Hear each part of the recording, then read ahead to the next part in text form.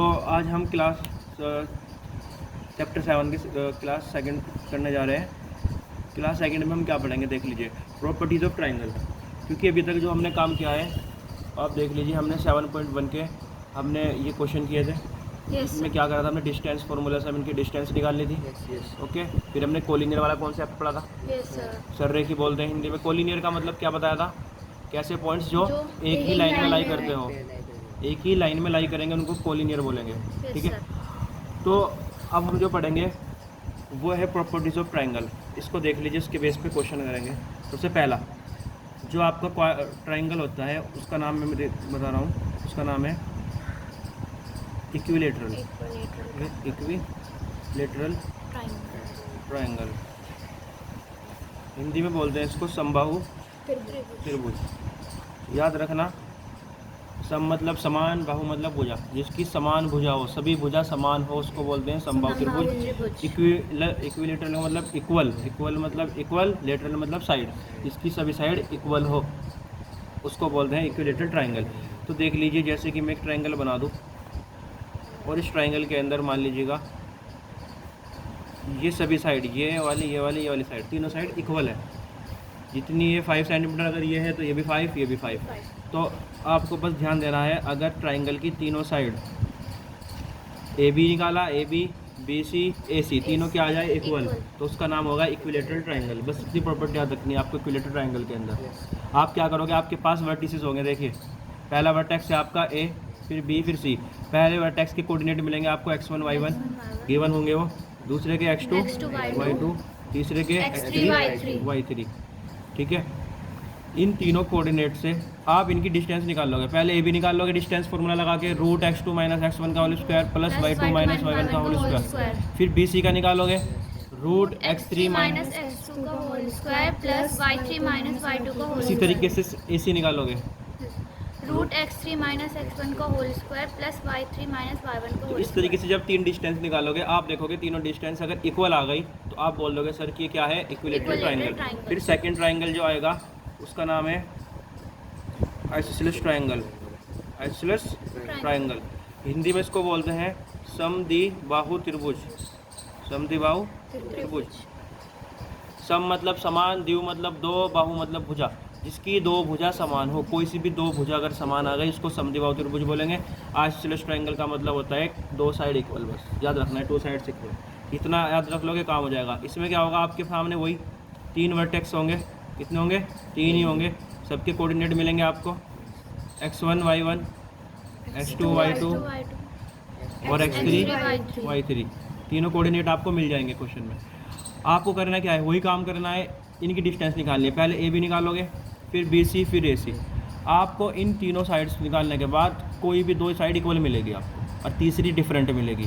तो समझ लेना कि मान लीजिए, चलो मैं फॉर एग्जांपल ए बी निकाली, फिर बी सी निकाली, मान लो दोनों इक्वल आ गई और तीसरी साइड इक्वल नहीं आई, तो आप कहोगे सर कि दो साइड इक्वल है, एक साइड इक्वल नहीं है, इसका मतलब ये क्या है, आइसोसेलेस ट्राइंगल। ज़रूरी नहीं है दो इक्वल आएंगे, ऐसा भी हो सकता है कि A B is not equal, B C equal A C, ऐसा भी हो सकता है कि लास्ट के दो इक्वल आ जाए, ये शुरू की ये दोनों इक्वल आ जाए। बस कोई भी दो इक्वल आएगी और तीसरी इक्वल नहीं आने की, तो आइसोसेलेस ट्राइंगल या समद्विबाहु त्रिभुज के शीर्ष होंगे। ओके, अब आते हैं थर्ड पे। थर्ड है scalene triangle. Scalene triangle, scalene triangle, इसको हिंदी में बोलते हैं विषमबाहु त्रिभुज। ऐसा त्रिभुज जिसकी कोई भी साइड इक्वल ना हो, ऑल साइड्स आर डिफरेंट। अगर सभी साइड डिफरेंट है, अलग अलग है, तो उसको स्केलिन ट्राइंगल बोलते हैं। ठीक है,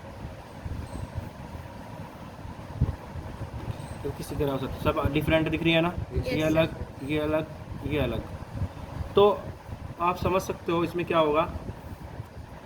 अगर ऐसा ट्राइंगल की बात होगी तो इसके अंदर एक भी साइड इक्वल नहीं होने वाली, एक भी साइड इक्वल नहीं होने वाली, डज नॉट इक्वल चलेगा। आप क्या दोगे कि ये स्केलिन ट्राइंगल है। एक लास्ट है, ये इंपॉर्टेंट है बहुत ज़्यादा, राइट एंगल ट्राइंगल। इसको हिंदी में बोलेंगे समकोण त्रिभुज। समकोण त्रिभुज। अगर ये ट्राइंगल के शीर्ष दिए, पूछे हो आपसे, तो आप क्या करोगे, आपको कभी भी राइट एंगल ट्राइंगल को दिखाना है तो आपको हमेशा पाइथागोरस थ्योरम अप्लाई करनी पड़ेगी। क्योंकि राइट एंगल जब भी नाम आएगा तो समझ लीजिए पाइथागोरस थ्योरम वहाँ पे आने वाली है। और पाइथागोरस थ्योरम आपको पता है सबको। चलो पहले पाइथागोरस थ्योरम देख लेते हैं। पाइथागोरस थ्योरम सबसे पहले देख लीजिए कि ये कौन से ट्राइंगल के अंदर इस्तेमाल होती है। ये only applicable for right angle triangle. Right angle triangle जिसका एक एंगल 90 डिग्री का होता है, ऐसा ट्राइंगल, उसी के अंदर पाइथागोरस थ्योरम अप्लाई होती है। बहुत यूज़फुल थ्योरम है, बहुत ज़्यादा यूज़फुल। ठीक है, समकोण त्रिभुज में प्रयुक्त होती है।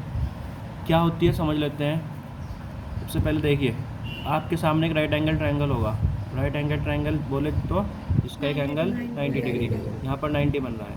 हमेशा याद रखना है जो 90 डिग्री जहाँ पर बनता है उसके सामने वाली साइड 90 ये बन रहा है। इसके सामने वाली साइड हमेशा क्या कहलाती है? हाइपोटेन्यूज। हाइपोटेन्यूज इसको हिंदी में बोलते हैं कर्ण। हाइपोटेन्यूज क्या कहता है पाइथागोरस? पाइथागोरस थ्योरम में कहा जाता है कि किसी भी राइट एंगल ट्राइंगल में हाइपोटेन्यूज का स्क्वायर, हाइपोटेन्यूज ये रहा, इसका स्क्वायर, हाइपोटेन्यूज का स्क्वायर इक्वल होता है जो रिमेनिंग 2 साइड्स बच रही है। देखो 2 साइड बच रही है, एक ये वाली साइड, एक ये वाली साइड। इस साइड को हम बोल देते हैं ये क्या है? बेस। क्या है ये? बेस। हिंदी में बोल सकते हैं आधार, और इसको बोल सकते हैं हम परपेंडिकुलर। ठीक है, इसको हाइट भी बोल सकते हैं हम, परपेंडिकुलर भी बोल सकते हैं, परपेंडिकुलर। और हिंदी में इसको हम लंब बोल सकते हैं या ऊंचाई भी बोल सकते हैं। क्लियर है? तो पाइथागोरस मैंने क्या कहा कि हाइपोटेन्यूज का स्क्वायर रिमेनिंग 2 साइड्स का मतलब जो बची हुई 2 साइड है, इसके अलावा 2 साइड कौन सी बच रही है? एक ये वाली, एक ये वाली। इन दोनों साइड्स के स्क्वायर के सम के इक्वल होगी इसका स्क्वायर। मतलब हाइपोटेन्यूज का स्क्वायर इक्वल होगा base square plus perpendicular square. ठीक है, मतलब हाइपोटेन्यूज का square equal to remaining 2 sides का स्क्वायर। तो स्क्वायर कर लेते हैं, चाहे इसका कर लो स्टार्टिंग में, चाहे इसका कर लो। तो मैंने इसका किया तो बी स्क्वायर बेस स्क्वायर, और इसका हो गया परपेंडिकुलर स्क्वायर, तो पी स्क्वायर। तो ये याद आपको रखना है। हिंदी में मतलब कर्ण का वर्ग बराबर आधार का वर्ग प्लस लंब का वर्ग या ऊंचाई का वर्ग। इस तरीके से आप बोल सकते हो। बस ये आगे पीछे हो सकते हैं। लंब स्क्वायर पहले बोल दो, आधार बाद में बोल दो, या परपेंडिकुलर पहले बोल दो, बेस बाद में बोल दो, इससे फ़र्क नहीं पड़ने वाला।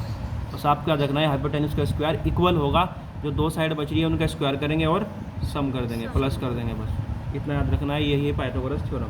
जब भी पूछा जाए तो इसको आपको बताना है।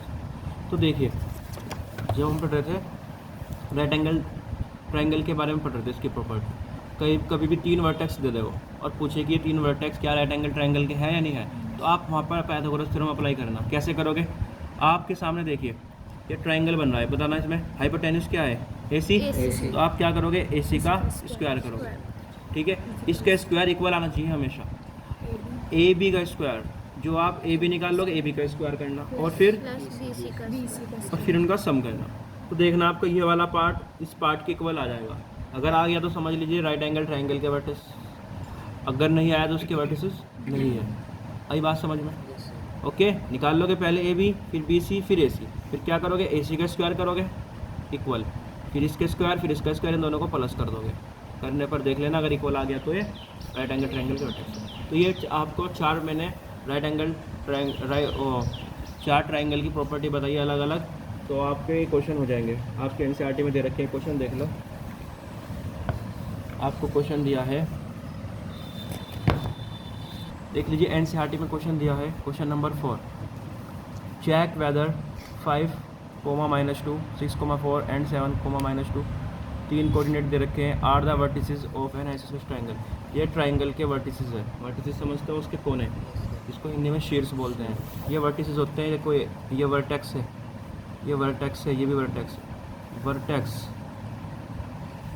वर्टेक्स और एक वर्टिसेस। फ़र्क क्या है समझ लेते हैं। वर्टेक्स होता है सिंगुलर फॉर्म। सिंगुलर मतलब अकेले एक की बात होगी। मान लो ये A है तो ये वर्टेक्स कहलाएंगे, ये भी वर्टेक्स कहलाएगा, ये भी वर्टेक्स कहलाएगा। बट अगर मैं तीनों को एक साथ बोल दूँ तो इनका नाम हो जाएगा वर्टिसेस, क्योंकि ये प्लुरल फॉर्म है। ये क्या है? प्लुरल मतलब आपको पता है जब एक से ज़्यादा की बात होगी तो प्लुरल यूज़ करेंगे। वर्टिसेस जब एक की बात करोगे पर्टिकुलर तो वर्टेक्स। ठीक है, जैसे कि लड़का लड़के वाला सीन है ना, है तो एक ही चीज़ बट एक के लिए लड़का, एक से ज़्यादा के लिए लड़के। ठीक है, इस तरीके से आप इनको यूज़ कर सकते हो। अब मैं तुम्हें बताऊंगा, ये क्वेश्चन की बात चल रही थी। देखिए इसमें पूछा है कि ये ट्रायंगल, ये जो वर्टिसेस है क्या है आइसोसेलेस ट्रायंगल के है या नहीं है। तो आइसोसेलेस ट्रायंगल की प्रॉपर्टी आपको पता है कि अगर आप कभी सर आइसोसेलेस का मतलब क्या है, कोई भी दो साइड इक्वल आना और तीसरी इक्वल नहीं आने की। तो जब आप इसको सोल्व करोगे तो आपकी दो इक्वल आएगी और एक इक्वल नहीं आएगी। अब हम जो प्रॉपर्टीज़ पढ़ेंगे वो है properties of quadrilateral. Quadrilateral property पढ़ेंगे चतुर्भुज। सबसे पहले समझ लीजिए क्वाड्रिलेटरल के अंदर कितने वर्टिसेस, कितने वर्टेक्स होते हैं? 4। ट्रायंगल में 3। तो यहाँ पर 4 वर्टेक्स होंगे। अब 4 वर्टेक्स होंगे तो आपके जब चारों को मिलाओगे तो आपकी क्वाड्रिलेटरल बनेगा। अब क्वाड्रिलेटरल भी तो कई तरह का होता है। तो हमारे सामने 4 तरह के क्वाड्रिलेटरल सामने आएंगे। सबसे पहले अगर मैं बात करूँ वह है स्क्वायर। क्या है? स्क्वायर। स्क्वायर की बात करते हैं। स्क्वायर को हिंदी में बोलते हैं वर्ग। अगर आपके सामने 4 वर्टेक्स है और उनसे अगर स्क्वायर बन रहा है तो स्क्वायर की प्रॉपर्टी देख लो आप क्या होगी। पहले तो आप इनके पॉइंट्स को क्या मान लोगे? A B C D. इनके वर्टेक्स को आप ए बी सी डी मान लेना और पहले के कोऑर्डिनेट हो जाएंगे x1 y1, सेकंड के x2 y2, थर्ड के x3 y3। आप इनको ज्यूम कर लोगे ऐसे करके। और उसके बाद आपको निकालना क्या है? ए बी की डिस्टेंस निकालना। ए बी की डिस्टेंस का फॉर्मूला कैसे निकाल लोगे? ए बी बताओ। रूट x2 माइनस x1 का whole square plus y2 minus y1 का होल स्क्वायर। बी सी निकालोगे कैसे? रूट x3 माइनस x2 का whole square plus y3 minus y2 का होल स्क्वायर। सी डी कैसे निकाल लेंगे? Root x3 minus root x4 minus x3 plus whole square plus y4 minus y3 का whole square. और A D? Root x4 minus x1 का whole square plus y4 minus y1 का whole तो square. Bus route में x में से x minus करना है। जिसकी भी बात होगी, मान लो एडी की बात हो रही है तो बस x4 माइनस x1 का square plus y4 minus y1 का स्क्वायर ऐसे करके निकालो। अब जब आप निकालोगे, सुनिए, जब भी क्वाड्रिलेटरल निकालोगे आपको एक चीज़ और भी निकालनी है। क्या? साइड के साथ साथ आपको डायगोनल निकालने पड़ेंगे। ये डायगोनल अपोजिट जो वर्टेक्स होती है उनको मिलाने वाली जो साइड होगी, लाइन होगी, उसको बोलेंगे डायगोनल। क्या बोलेंगे? डायगोनल। एक डायगोनल यहाँ भी बन जाएगा। ठीक है, तो आपको करना क्या है? आपको देखिए, अगर आपका स्क्वायर है तो आप जब साइड निकालोगे तो स्क्वायर की प्रॉपर्टी होती है कि स्क्वायर की सभी साइड्स इक्वल होती है। ठीक है ना? क्या होती है? लिख देता हूँ। First property, all sides are equal. और सेकंड लिख लेते हैं, both diagonal are equal. Both diagonals are equal. दोनों देखो, चारों ऑल साइड, जितनी साइड से चारों की चारों साइड से इक्वल रहेगी और डायगोनल्स जो उसके होंगे दोनों वो भी इक्वल रहेंगे।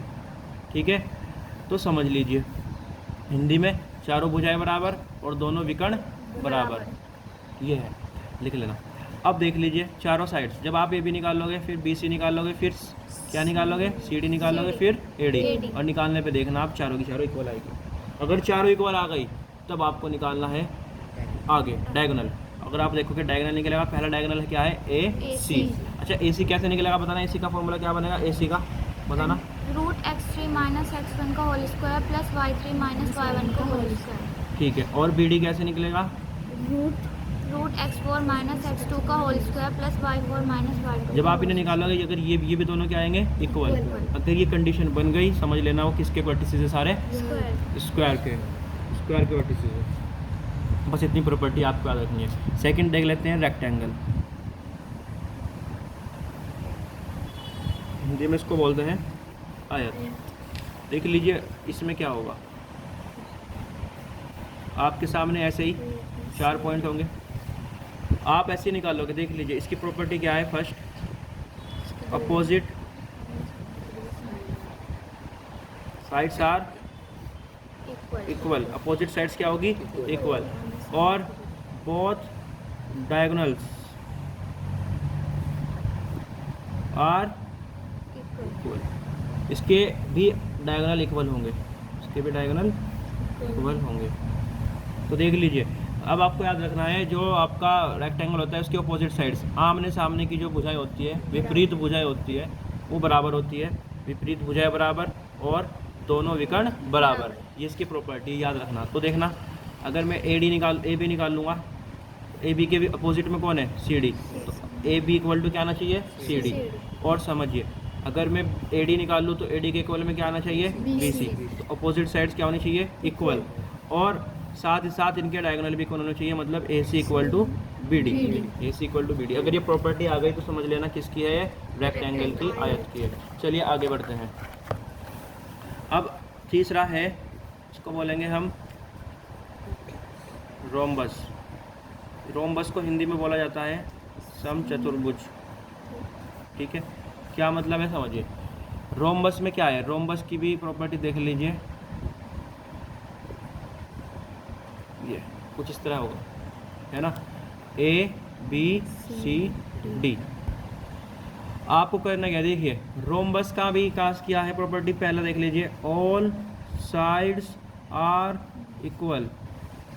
देखो इसमें फ़र्क क्या है, आपका स्क्वायर क्या था, स्क्वायर के अंदर भी ऑल साइड्स इक्वल थी, और रोम्बस में भी ऑल साइड्स इक्वल है, दिख रही होगी आपको सब सेम। बट फ़र्क ये है, इसका ईच एंगल 90 डिग्री था, हर एक एंगल 90 डिग्री पे, तो 90 है ना, लेकिन यहाँ पर 90 एक भी एंगल नहीं है। सबसे पहली बात तो यही है। दूसरी बात क्या है, इसकी सभी साइड्स इक्वल, इसकी भी सभी साइड्स इक्वल, बस फ़र्क ये है इसके डायगोनल इक्वल थे, इसके डायगोनल इक्वल नहीं होंगे, बस ये फ़र्क आएगा इसमें और इसमें। ठीक है, तो देख लीजिए आप जब निकालोगे इसकी साइड्स को तो देखना ऑल साइड्स इक्वल आएंगे, बट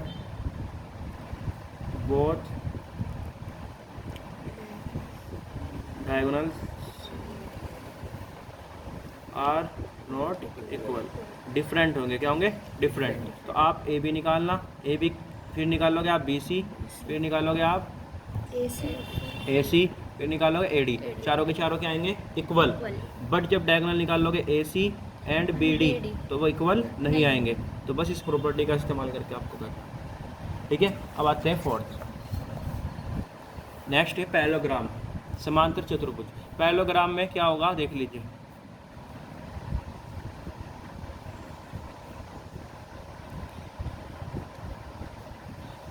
देख लीजिए, अगर तुम देखो इनको समझना चाहते हो ना, इसको कनेक्ट करके रखो रेक्टेंगल से। देखो रेक्टेंगल और पैरेललोग्राम में थोड़ा ही फ़र्क है, समझ लीजिए। ये तो इसकी यंग है, यंग एज में, और वो ओल्ड एज में। ये यंग में, ये ओल्ड में, कुछ इस तरह समझ सकते हो। जैसे कि अगर मैं बताऊँ आपको थोड़ा समझाने के लिए, आपका जो स्क्वायर था, देखिए स्क्वायर की क्वालिटी क्या बताई, all sides equal and both diagonals equal. ठीक है, और सभी एंगल कितने डिग्री के, 90 डिग्री, 90। बट देख लीजिए, आप समझ लीजिए कुछ इस तरह, सपोज करें इसको अगर हम इधर से ऐसे करके एक मुक्का मारें यहाँ से, तो जब इसको मारूंगा ऐसे में, तो ये क्या आगे कौन सरकेगा, ये भी और ये भी, है ना। जैसे सपोज करें कुछ ऐसी है ना साइड्स, जैसे मैं इसको ऐसे करूँगा, ऐसे यहाँ पे कुछ फोर्स लगाऊंगा, ये ऐसे हो जाएगा, करो ऐसे हो जाएगा। तो आपको ध्यान देना है कि मान लीजिए ये तो इसकी यंग एज में, और इसकी जब ये बुढ़ापे में चला जाएगा, ओल्ड एज में चला जाएगा, तो थोड़ा सा मुड़ नहीं जाएगा, ये तिरछा नहीं हो जाएगा, जैसे कमर मुड़ जाती है ना, कुछ इस तरीके से यहाँ पे ऐसे हो जाएगा। ये साइड्स तो अब भी इक्वल रहेगी चारों, बस फ़र्क ये पड़ जाएगा, यहाँ तो डायगोनल जब ये 90 पे था, नए डायगोनल इक्वल थे, और ऐसी कंडीशन में डायगोनल अलग अलग हो जाएंगे, डिफरेंट हो जाएंगे। बस इसको ऐसे कनेक्ट, और सभी एंगल 90 डिग्री के नहीं रहने वाले, एक भी एंगल 90 डिग्री का नहीं रहने वाला। ठीक है, अब रेक्टेंगल को इससे कनेक्ट करना। देखो रेक्टेंगल है, रेक्टेंगल इक्वालिटी क्या है, अपोजिट साइड्स क्या होती है, इक्वल, और सभी एंगल 90 है ना, और डायगोनल्स क्या होते हैं, इक्वल। इक्वालिटी आपको पता है। लेकिन जैसे ये तो इसकी यंग एज है, समझ लेना, और जैसे ही जाएगा अपनी ओल्ड एज में, ठीक है, समझाने के लिए बता रहा हूँ। और जैसे इसको ऐसे हम ऐसे लगाएंगे यहाँ से फोर्स, है ना, तो ये क्या होगा, ये भी ऐसे करके थोड़ा सा बैंड हो जाएगा, एक कुछ इस तरह बना लेगा ये ऐसे, ये होगा तो ये भी होगा जलने वाला, है ना, तो ऐसे करके बन जाएगा। तो समझना, अपोजिट साइड्स अब भी इक्वल है, अपोजिट साइड्स अब भी इक्वल है, बट फ़र्क पड़ेगा, एक तो एंगल सारे बदल गए, 90 नहीं रहा, और दूसरा डायगोनल बदल जाएंगे, डायगोनल सारे क्या हो जाएंगे, अनइक्वल, अलग अलग हो जाएंगे इसके। ठीक है, तो यही लिखने वाला था मैं यहाँ पे, याद रहेगी ये बात। ठीक है, चले ए बी सी डी, ये पहला डायगोनल हो जाएगा इसका, सपोज करें ए सी और बी डी। ठीक है, तो पहली प्रॉपर्टी है इसकी, opposite sides are equal. Second है both diagonals are not equal, both are different, है ना, कह सकते हो। तो देख लीजिए, जब आप इसकी साइड्स निकाल लोगे तो अपोजिट साइड्स क्या निकलेगी, equal. A B equal to C D, और बताइए A D equal AD equal BC। B C, ठीक है। और दोनों डायगोनल क्या मिलेंगे? Different. A C is not equal B D, ठीक है, तो प्रॉपर्टी मिलेगी। तो ये पैरेललोग्राम को, इसी के बेस पे एनसीईआरटी में क्वेश्चन दिए हैं, देख लीजिएगा। क्वेश्चन नंबर 6, क्वेश्चन नंबर 6 करना है आपको। Name the type of quadrilateral formed if any by the following points and give reason for your answer. कह रहा है 4 आपको पॉइंट्स दे रखे, वर्टिसेस दे रखी है, आप बताना कौन सा क्वाड्रिलेटरल इनसे बन रहा है और उसका रीज़न भी देना है। तो आप करोगे क्या, देखिए आपको 4 दे रखे हैं, आप पहले इनकी डिस्टेंस निकाल लोगे, A B, B C, C D और ए डी। निकालने के बाद देखना इन चारों क्वाड्रिलेटरल में किसकी प्रॉपर्टी मैच कर रही है, जिसकी करेगी उसी का नाम आप दे दोगे। अगर किसी की भी मैच नहीं करने की तो इसका मतलब क्या है, वो क्वाड्रिलेटरल कोई स्पेसिफिक क्वाड्रिलेटरल नहीं है। स्पेसिफिक मतलब इन चारों में से वो नहीं है, बस नॉर्मली क्या है उसका नाम क्वाड्रिलेटरल ले लो। अगर इन चारों में से प्रॉपर्टी मैच नहीं करी ना तो उसका नाम हो जाएगा खाली क्वाड्रिलेटरल। अगर इनमें से मैच कर गई कोई भी क्वाड्रिलेटरल तो आप बोल दोगे सर वो स्क्वायर क्वाड्रिलेटरल है या रेक्टेंगल क्वाड्रिलेटरल है या रोम्बस है या पैरेललोग्राम है। ओके, तो आप इस तरीके से इन तीनों क्वेश्चन को कर सकते हो इजीली। तो देखिए अब हम क्वेश्चन करेंगे क्वेश्चन नंबर 4, ठीक है। यहाँ पर हमें 3 पॉइंट्स दे रखे हैं, इनके कोऑर्डिनेट्स दे रखे हैं और हमें बताना है कि ये चेक करना है कि आइसोसेलेस ट्रायंगल के वर्टिसेस है नहीं है। तो बताओ ज़रा हमें आइसोसेलेस ट्रायंगल की प्रॉपर्टी क्या थी, बताइए। 2 साइड इक्वल होगी और एक साइड अलग होगी, है ना, ठीक है। तो बाबू देखो आपको ए बी निकालना है, तो हम फास्टली निकाल लेते हैं। ए बी का फॉर्मूला आपको पता है क्या होता है, तो फॉर्मूला है आपको पता है रूट ये x2 - x1 का whole square plus y2 - y1 का स्क्वायर। तो वैल्यू पुट कर देते हैं, तो वैल्यू पुट करते हैं 6 - 5 का होल स्क्वायर प्लस y2 कितना है 4 और y1 कितना है -2। देख लीजिए पहले वैल्यू कैसे देखते हैं, x1 y1, तो x1 की वैल्यू जो पहले लिखी है वो x1 की होगी, y1 की बाद वाली होगी, x2 की वैल्यू 6 होगी, y2 की 4 होगी, x3 की 7 होगी, y3 की -2 होगी। वैल्यू ध्यान से रखना है, तो y2 की वैल्यू क्या है 4 और y1 की वैल्यू क्या है -2। अब ध्यान से देखना है यहाँ पर माइनस ऑलरेडी है, और जब आप y1 की वैल्यू रखोगे y1 की वैल्यू है -2, तो वैल्यू को थोड़ा ध्यान से रखना है क्योंकि माइनस पहले से है और एक माइनस इसमें है, तो आपको ब्रैकेट में लगाना है छोटा वाला ब्रैकेट। जब छोटा वाला यूज़ कर लिया तो यहाँ पर आपको ये बड़ा ब्रैकेट यहाँ यूज़ करना पड़ेगा, ये वाला मीडियम ब्रैकेट यूज़ करना पड़ेगा, कर्ली ब्रैकेट बोलते हैं इसको, ठीक है। तो इसको सोल्व कर लेते हैं ईजिली। 6 - 5 1, इसको सोल्व कर लेते हैं 4, पहले सोल्व कर लेते हैं माइनस प्लस 1 का स्क्वायर 1, 4 और 2 प्लस करो 6 का स्क्वायर 6। इस तरीके से आपका क्या आ गया है 37। ए बी की वैल्यू क्या आ गई 37, और कोई इनकी यूनिट नहीं होती तो यूनिट लिख देते हैं, हिंदी में मात्रक लिख देते हैं। इसी तरीके से आपको क्या निकालना है बी सी। बी सी का फॉर्मूला क्या होगा बोलिए, ठीक है। अब देखो तो वाई x3 की वैल्यू क्या है बोलो 7 माइनस x2 की वैल्यू 6, ठीक है 6, और y3 की वैल्यू -2 और y2 की 4। तो यहाँ पर पुट कर लेते हैं इन वैल्यू को, तो बताना ज़रा 7 - 6 1 का स्क्वायर प्लस -2 - 4 -6 का होल स्क्वायर 1 का स्क्वायर 1 -6 का स्क्वायर प्लस 36। गुड, तो यहाँ पर आ जाएगा आपका रूट 37। तो इस तरीके से आपकी बी सी की वैल्यू भी निकल गई, ठीक है। और आपको निकालनी है अब ए सी की वैल्यू, ठीक है।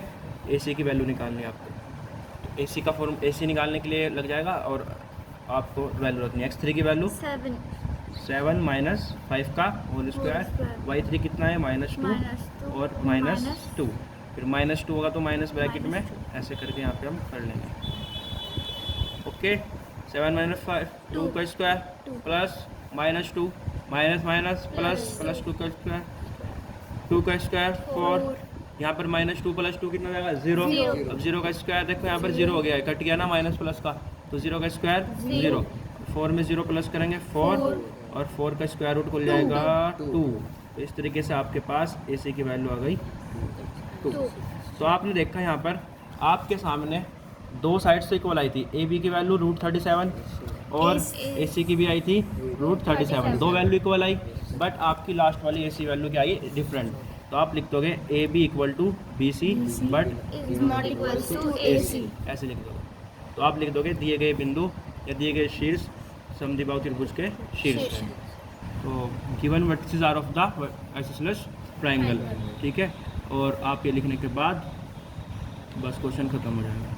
तो इस तरीके से जुड़ा हुआ कोई भी क्वेश्चन आ जाए आपसे, और जो मैंने 4 तरह के ट्रायंगल बताए तो आप कर देना इजीली।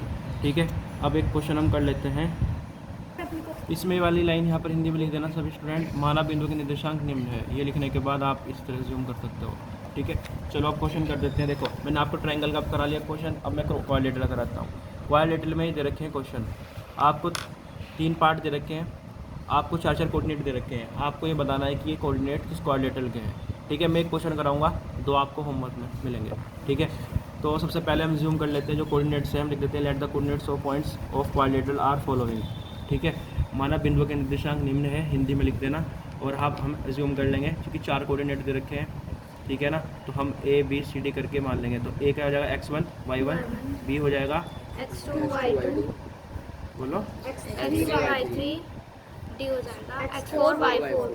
तो वैल्यू बताइए इनकी, फर्स्ट में क्या दे रखी है, सेकंड में, थर्ड में क्या है, बोलो।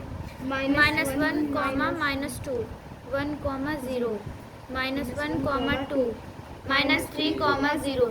ये 4 आपको कोऑर्डिनेट दे रखे हैं। आप करोगे क्या बताओ ज़रा, सबसे पहले क्या निकालोगे, AB, फिर BC, फिर CD, फिर AD। तो 4 डिस्टेंस निकलेगी, और साथ में आपको एक चीज़ और भी निकालनी है, डाई। डायगोनल। तो पहला डायगोनल क्या बनेगा, AC, फिर BD। BD। और फिर देखोगे जो आपको मैंने 4 बताए आपको पीछे, उनमें से किसकी प्रॉपर्टी मैच होती है। तो मैं आपको दिखा देता हूँ फटाफट निकाल के। सबसे पहले हम AB निकाल लेते हैं। AB का फॉर्मूला बताओ जल्दी से। √x2 - x1 का whole square plus y2 - y1 का होल स्क्वायर। वैल्यू पुट करते हैं, तो x2 की वैल्यू बताइए, 1 माइनस x1 क्या है, -1 पहले से लग रहा है, तो इसका ध्यान रखना है आपको, ये वाला -1 ब्रैकेट में देना पड़ेगा, और इस वाले ब्रैकेट को थोड़ा बड़ा बना लेना। ठीक है, स्क्वायर कर दो, प्लस y2 कितना है, 0, और माइनस यहाँ पर y1 क्या है, -2। यहाँ भी माइनस में, तो इसको भी ऐसे बना लेते हैं, -2 और स्क्वायर। ठीक है, इस चीज़ का ध्यान रखना है खास। अब देख लिए, पहले इसको सोल्व कर लेते हैं इजीली। 1 देखो, minus plus, 0 as it is, minus plus का 2 होल स्क्वायर। ठीक है, अब देखो 1 1 2 का स्क्वायर, 0 में 2 जोड़ेंगे, 2 का स्क्वायर, 2 का स्क्वायर 4, 2 का स्क्वायर 4, 2 का स्क्वायर 4। ठीक है, तो इस तरीके से आपका A भी निकल जाएगा, 4 4 8। ठीक है, अब देख लीजिए, आप 8 को ऐसे तो लिख सकते हो, वहाँ 2√2 क्या जाएगा, 2√2। जब आप इसको खोलोगे, ओपन करोगे, आपको पता है कैसे करते हैं, रफली कर लोगे, 8 के फैक्टर कर लोगे।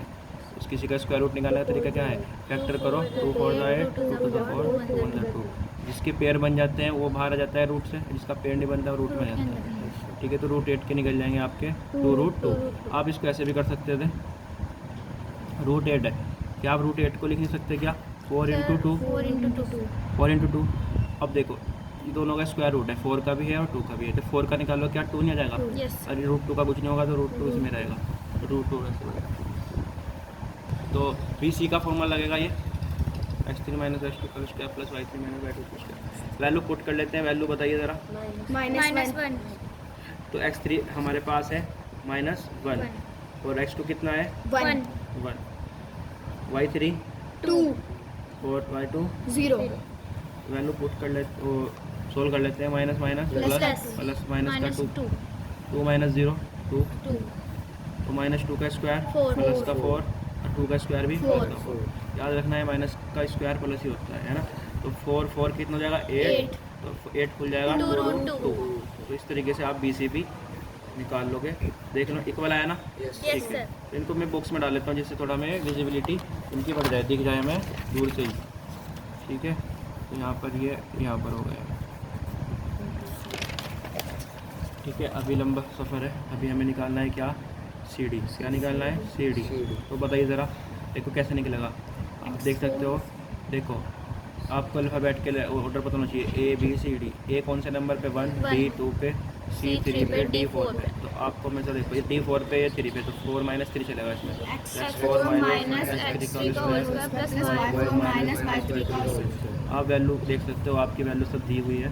x4 बताना मुझे, -3, -3, x3 -1। अब माइनस देखो फॉर्मूले का ऑलरेडी लगा हुआ है यार, माइनस फिर उसके अंदर भी आ रहा है, तो इसलिए मुझे यहाँ पे ब्रैकेट देना पड़ेगा, और इसको ब्रैकेट को ऐसा बनाना पड़ेगा और स्क्वायर देना पड़ेगा। ठीक है, y4 बताना, 0, और y 2। तो देख लीजिएगा, पहले सोल्व कर लेते हैं। -3 as it is, minus minus plus 1 0 -2 -2 का स्क्वायर। देखो -3 + 1 -2 -2 पता है ना, यस सर -2 का स्क्वायर +4 और -2 का स्क्वायर भी +4, 4 + 4 8 और √8 खुल जाएगा 2√2। इस तरीके से आपका ये भी हो जाएगा CD 2√2। ठीक है, यूनिट लिख देते हैं सबके सामने की, क्या लिख देते हैं, यूनिट, या हिंदी में मात्रा। ठीक है, पीछे भी। अब अगला निकलेगा, क्या बोलो, AD का बताओ। देखो ये कौन सा नंबर है, 4, ये कौन से पे 1, तो x4 माइनस x1 का whole square plus y4 minus y1 का होल स्क्वायर तो बाबू वैल्यू पुट कराइए जल्दी जल्दी। x4 की वैल्यू बताओ, -3 और x1 की वैल्यू -1 अब -1, माइनस पहले से ही है इसलिए यहाँ पे ब्रैकेट देना पड़ेगा और इस ब्रैकेट को हमें कर्ली वाला बनाना पड़ेगा इसको। y4 बताओ 0, y1 -2 फिर -2 ब्रैकेट छोड़ा देंगे, यहाँ पे इसको बड़ा करेंगे। समझ रहे होने वाली बात, Yes, sir. ठीक है, इसमें गलती नहीं होगी आपसे, माइनस में गलती नहीं करनी बस। ठीक है, -3 एज इट इज़, ये माइनस माइनस प्लस स्क्वायर, 0 चुका तो माइनस माइनस प्लस का 2 स्क्वायर। सोल्व कर लेते हैं इजीली इनको। -3 + 1 कितना होगा, माइनस का 2 का स्क्वायर, 0 + 2 2। ओके, यस अब देखिए ज़रा, 4 + 4 तो देख लीजिएगा AD इक्वल आ गया -2 का स्क्वायर 4 और +2 का स्क्वायर 4, 4 4 8 और AD आ जाएगा आपका 2√2। यहाँ पे जाएगी यूनिट या मात्रा।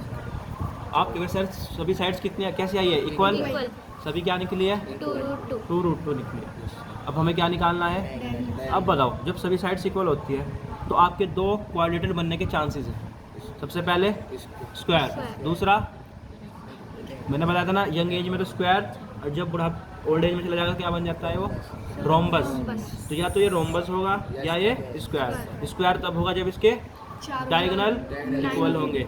साइड्स सब इक्वल है ही, रोम्बस की भी साइड्स इक्वल, स्क्वायर की भी साइड्स इक्वल। बस अब फैसला होगा कि ये स्क्वायर होगा या रोम्बस होगा, ये बताएंगे डायगोनल। अगर डायगोनल इक्वल आ गए तो स्क्वायर, अगर डायगोनल इक्वल नहीं आए तो रोम्बस। तो हम डायगोनल निकाल लेते हैं। पहला डायगोनल है AC। अब देखना AC, ये तीसरे नंबर पे, ये फर्स्ट पे, तो x3 माइनस x1 का whole square plus y3 minus y1 का होल स्क्वायर। वो वैल्यू पुट करते हैं जल्दी से, देख लीजिएगा, बताओ ज़रा। x3 की वैल्यू -1 और इसकी वैल्यू x1 की -1। अब माइनस पहले से ही है तो -1 ऐसे देना पड़ेगा, यहाँ पर ये वाला ब्रैकेट कर्ली करना पड़ेगा। y3 बताइए ज़रा, 2 और y1 -2, तो इसको हम कर्ली करेंगे, इसको कर्ली करेंगे, इसको तो बताना ज़रा, सोल्व कर लेते हैं easily. -1 minus minus plus, minus minus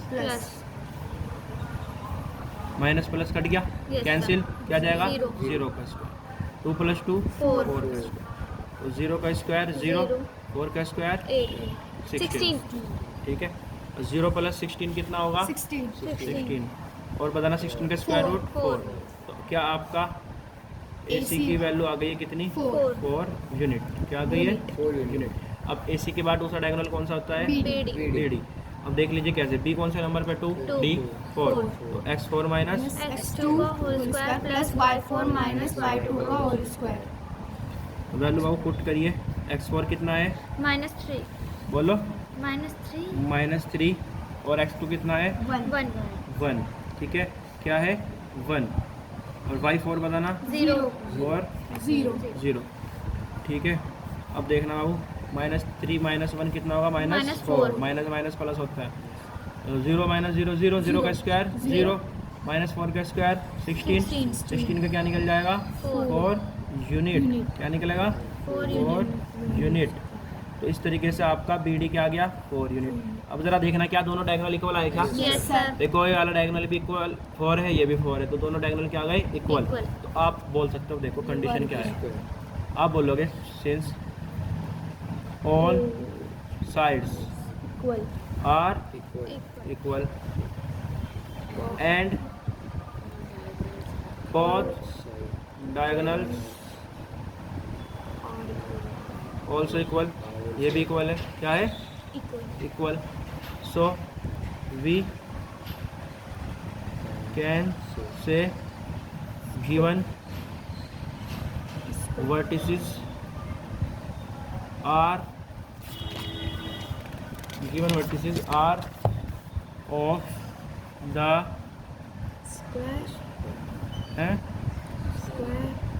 square quadrilateral। कौन से क्वाड्रिलेटरल के? Square quadrilateral. तो आप हिंदी में लिख सकते हैं दिए गए शीर्ष वर्ग चतुर्भुज के हैं, ऐसे लिख देना। ठीक है ना, ये कंडीशन आप अप्लाई दिखा देना कि ऐसे दिखा सकते हो आप, ऐसे दिखा देना इसको, दैट इज़ करके यहाँ भी दिखा देना कि ऑल साइड्स आर इक्वल, मतलब कि A B equal B C equal C D equal A D, और यहाँ पर दैट इज़ करके दिखा देना, अर्थात करके बोर्ड डायगोनल्स इक्वल मतलब A C equal to B D. ठीक है, इसको ज़रूर दिखा देना, ये चीज़ें मेंशन कर देना, इससे आपका आंसर और अच्छा लगेगा। ठीक है, सो आज इतना ही पढ़ते हैं। तो हमने ये क्वेश्चन किया है और इनको 2 क्वेश्चन आप घर पे करना, इसमें भी ऐसे ही देखना, ऐसे ही देखना और फिर अपना आंसर देना। कल को हम पढ़ेंगे, नेक्स्ट क्वेश्चन करेंगे। ठीक है, थैंक यू।